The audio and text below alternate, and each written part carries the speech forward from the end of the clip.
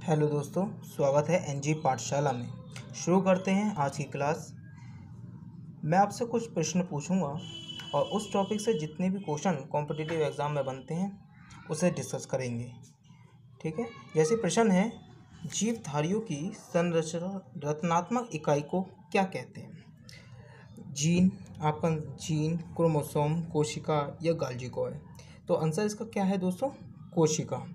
आइए इस कोशिका से जितने भी क्वेश्चन बनते हैं उसे हम देखते हैं।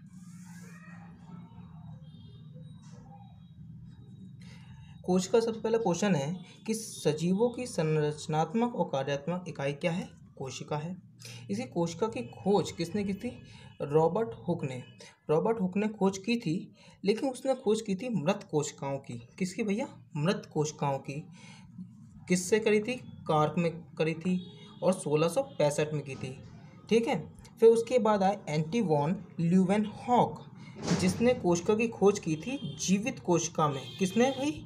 जीवित कोशिका में, जिस कारण इन्हें कहा जाता है सूक्ष्म जीव का पिता या जीवाणु विज्ञान का पिता। फिर इसके बाद कोशिका सिद्धांत दिया था।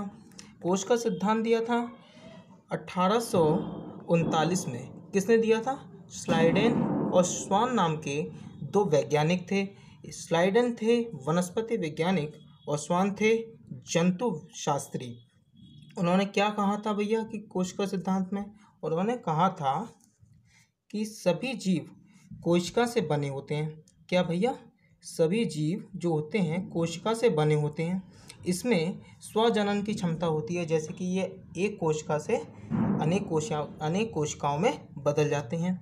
और ये अर्धपारगम्य झिल्ली से ढके रहते हैं। किससे? अर्धपारगम्य झिल्ली से ढके रहते हैं। आइए देखते हैं और क्या क्वेश्चन बन सकते हैं। इसके अध्ययन को क्या कहते हैं? इसके अध्ययन को साइटोलॉजी कहते हैं। क्या कहते हैं? इसके अध्ययन को साइटोलॉजी कहते हैं। और भारत में इसका अध्ययन कहाँ होता है? भारत में इसका अध्ययन हैदराबाद, आंध्र प्रदेश में होता है। अब तो ये तेलंगाना में आ गया है। ठीक है दोस्तों। क्या नाम है? Centre for DNA fingerprint and diagnostic. Centre for DNA fingerprint and diagnostic. ठीक है। कोशिकाओं की देखते हैं। सबसे बड़ी कोशिका शुतुरमुर्ग के अंडे की होती है। किसकी होती है भाई? सबसे बड़ी शुतुरमुर्ग के अंडे की होती है।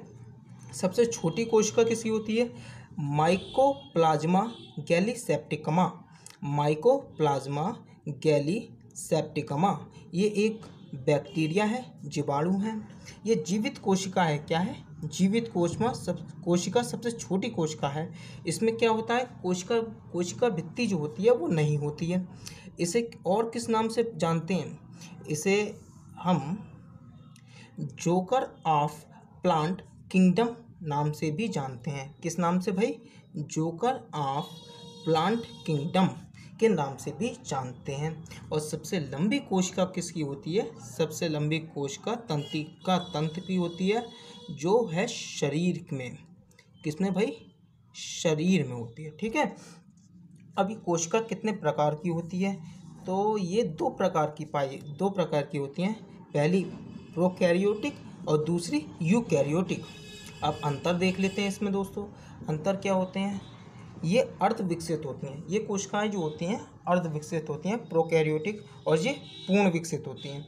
इसमें केंद्रक नहीं होता है और कोशिका भित्ति भी नहीं होती। इसमें क्या नहीं होती है? कोशिका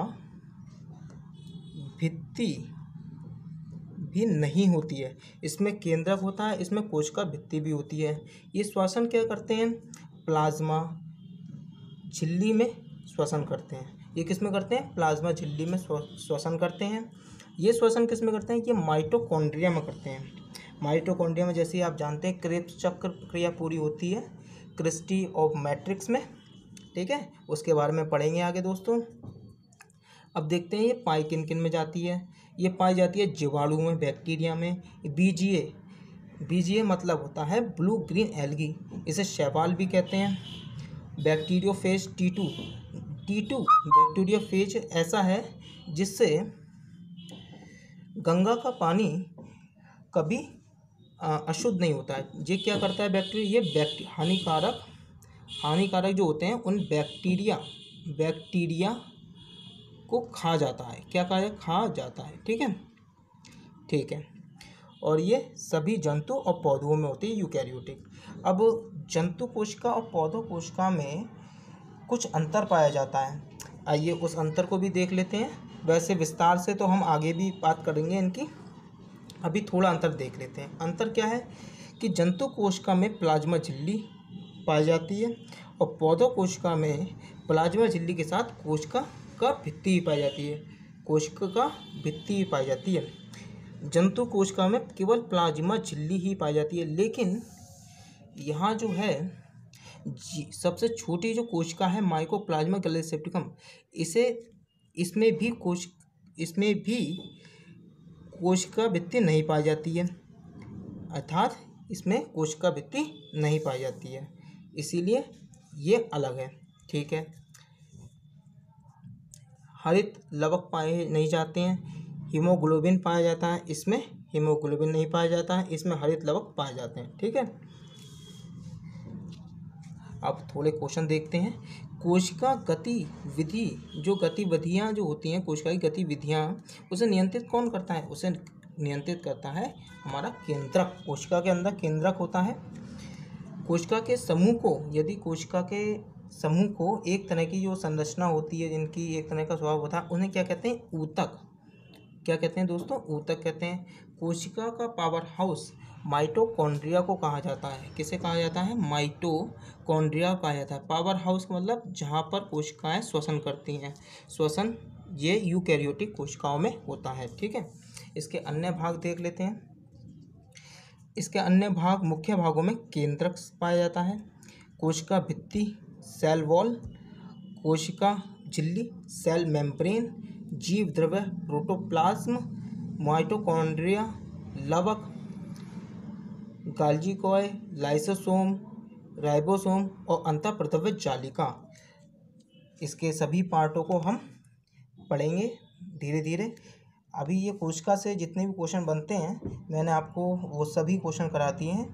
अब आपसे एक रिक्वेस्ट है, आप इस वीडियो को शेयर करें, लाइक करें और मेरे चैनल को सब्सक्राइब करें। धन्यवाद।